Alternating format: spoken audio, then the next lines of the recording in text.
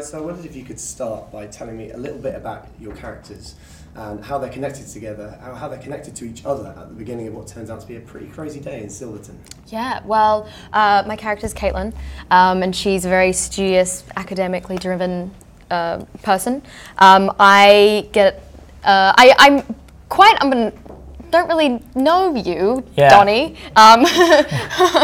Although you know me. Yeah, so she's my long-term crush. It's not creepy. And then I end up roping you into one of my projects that I need to get done. And then we end up having sort of a little lovely connected moment inside a pit of water.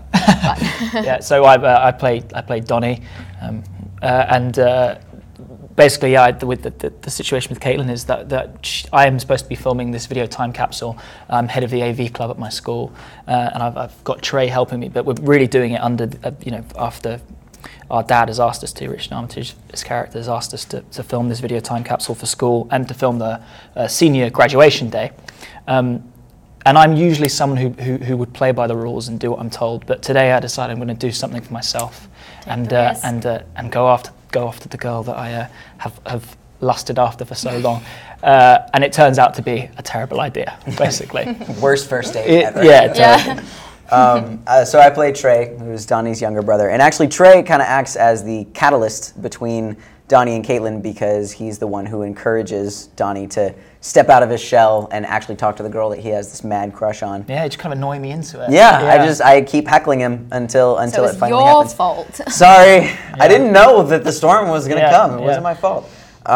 So he's the one who brings these guys together, and then I think the guilt of that when he realizes that he is the reason why his brother is missing because he encouraged him to go off with Caitlin. They went off and did their thing, and now they're in all this trouble. I think Trey has a little bit of guilt in that, and he wants to rectify it by going out with his dad and rescuing him. Yeah. I wanted to ask you all about working with director Stephen Quayle. He's had some amazing experience on James Cameron films like Avatar and Titanic. What are those? Well, I wondered whether what you learned from him and how he was to work with.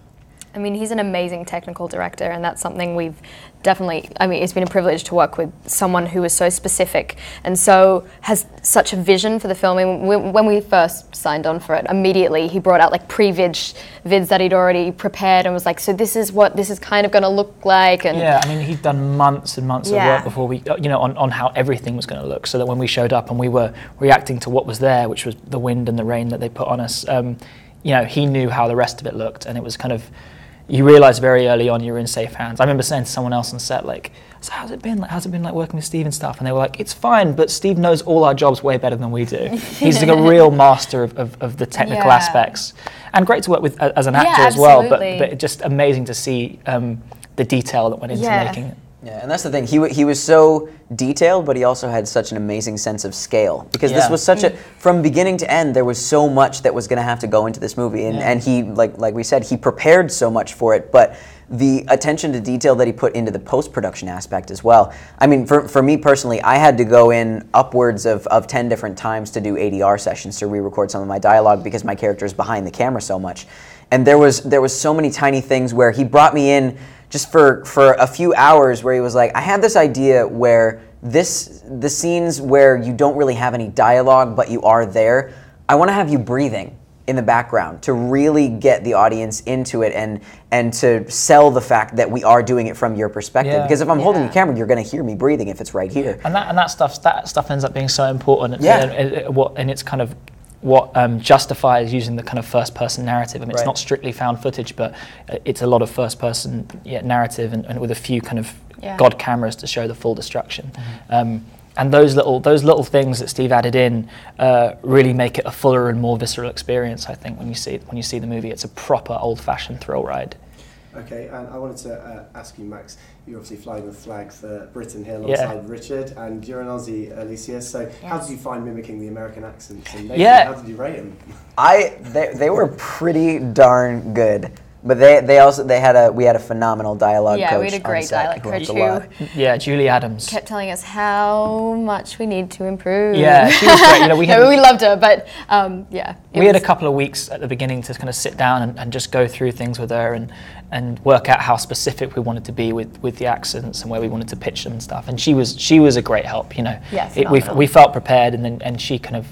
It was great to have someone there to actually, no, you're not ready. You need to fix this and fix this, and I think made us better. Yeah. We were definitely better for it. And finally, guys, when the film is released in the UK on the 22nd of August, what do you hope that British audiences, particularly those of us who have never experienced this kind of tornado, will take away from this film?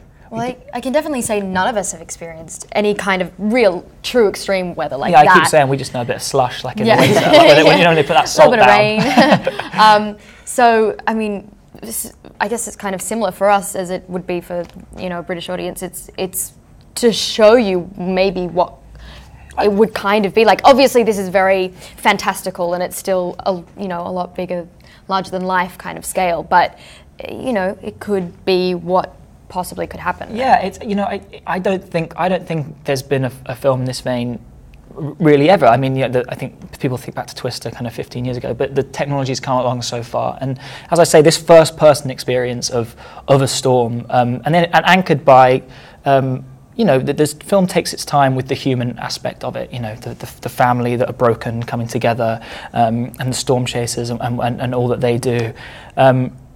I just think it's a unique experience, and one that really should be seen in cinemas because of the visuals, and particularly because of the sound design. The sound of a storm is one of the things that makes it so terrifying, and is captured really well in the film. Very intimately too. Yeah. Guys, pleasure to speak with you all. Thanks. Cheers. Thanks, man.